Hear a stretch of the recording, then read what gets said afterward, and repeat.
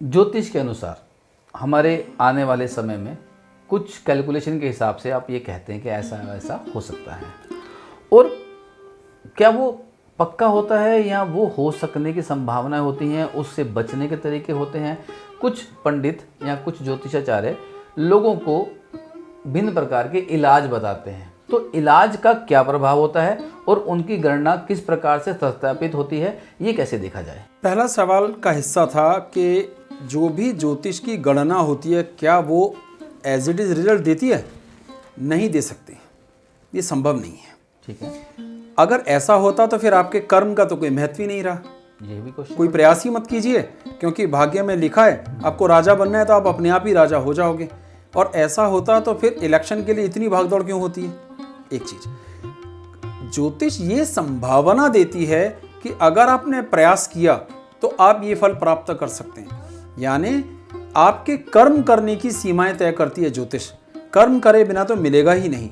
और अगर सचमुच कर्म से या उपाय से सब कुछ हो जाता तो जितने भी ज्योतिष करते हैं, जिसमें मैं भी हूँ, उन सबके पास अपने अपने हेलीकॉप्टर होने चाहिए, क्योंकि हमें तो सारे उपाय पता हैं।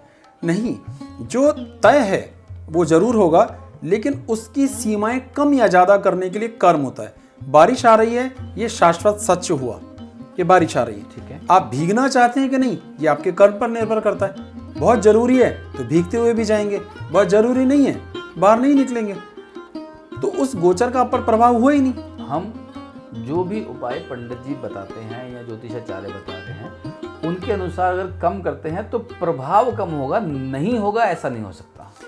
देखिए, और ईमानदारी की बात करते हैं तो प्रभाव भी कम नहीं होता है। ठीक है, उस जैसे मैं अभी चश्मा लगाता हूँ तो क्यों लगाता हूँ? क्योंकि मेरी आंखें कमजोर हैं। ठीक है, कमजोर आंखें हैं तो इसका इलाज होना चाहिए, लेकिन मुझे इलाज के रूप में दिया गया चश्मा, तो क्या वाकई चश्मा लगाने से मेरी आंखें ठीक हो जाती हैं? नहीं, क्योंकि मेरी आंखें अभी भी खराब हैं। तो चश्मे ने मेरी खराबी को कम कर दिया, और इतना कम कर दिया कि मैं साफ देख पा रहा हूं। आप इसे ऐसे समझें, आप बारिश नहीं रोक सकते, ये प्रकृति ने दी है, और 1% भी नहीं रोक सकते। उपाय है छतरी। छतरी आपको डिफेंड करती है।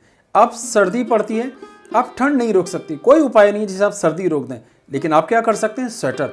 तो उपाय आपकी रक्षात्मक प्रवृत्ति को बड़ा करते हैं, आपकी रक्षा को बढ़ा देते हैं। जैसे हेलमेट पहनने से कोई नियम ये नहीं कहता कि एक्सीडेंट नहीं हो सकता, लेकिन हेलमेट आपकी रक्षा कर सकता है अगर एक्सीडेंट हो जाए तो अगर आप ये सोचते हैं कि मैंने हेलमेट लगा लिया, उपाय कर लिया, और अब मेरे पास वैलिड ड्राइविंग लाइसेंस भी है, तो किसी हालत में मेरा एक्सीडेंट नहीं हो सकता, तो आपके कर्मों का रोल है। अगर आप उस दिन नियम तोड़ के ड्राइविंग कर रहे हैं तो आपको चोट लग सकती है। हेलमेट रक्षा की बात कर रहा है, गलती करने से नहीं रोक रहा आपको। तो आपके कर्म का महत्व अपनी जगह एकदम सेपरेट है।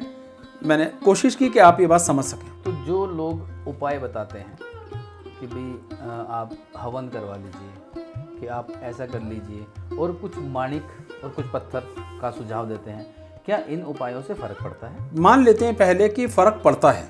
ठीक है, कोई भी चीज़ के लिए हम क्या फॉलो करें, किसी भी चीज़ के लिए क्या फॉलो करें, या तो हम बोलेंगे हमारे पापा ऐसा कहते हैं, तो पीछे लौटते जाएंगे तो हम ग्रंथों तक चले जाएंगे। अब ज्योतिष के पुराने से पुराने ग्रंथ में भी अगर लिखा है कि इस उपाय को करने से उस ग्रह का प्रभाव आपको कुछ कम होगा।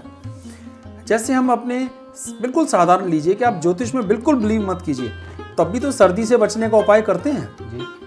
हम अपनी रक्षा के लिए जूते चप्पल पहनते हैं, कपड़े पहनते हैं, मैंने चश्मा भी लगाया है। तो ये उपाय कैसे पता चले? फिर डॉक्टर को कैसे उपाय पता चला?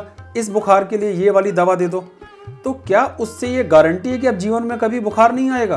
ऐसी गारंटी। इसका अर्थ ये हुआ कि दवा आपको ठीक नहीं कर रही, दवा आपकी रक्षा प्रणाली को मजबूत कर रही है, शरीर अपने आप ठीक होता है। ठीक इसको ही उपाय का है।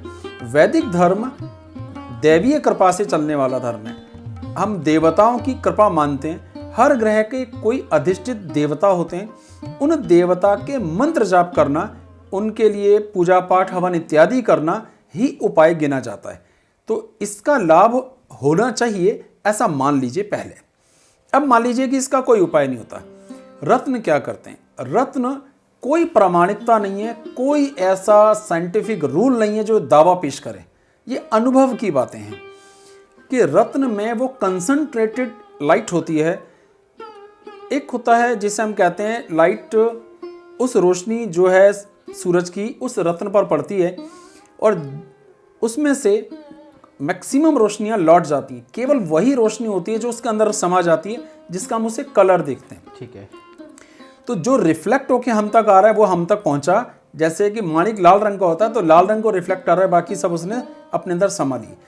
तो रत्न में उसको, अभी साइंस का एक विषय है, एक होता है कोई रे जब पड़ती है तो डिफ्लेक्ट होती है, एक डिफ्रैक्ट होती है। डिफ्रैक्ट उसका होता है, तो डिफ्रैक्टिव एंगल के हिसाब से देखा जाता है। जितना अच्छा होगा, जितना कंसंट्रेशन होगा, जितना पॉइंटेड होगा, उस सूर्य की एनर्जी का उतना फल उस रत्न के थ्रू हमें मिलेगा। ठीक है। इस हिसाब से तो आप इसे कलर थेरेपी भी कह सकते हैं और लाइट थेरेपी भी कह सकते हैं, जैसा आप ठीक समझें। तो उसका प्रभाव होता है, ऐसी मान्यता है।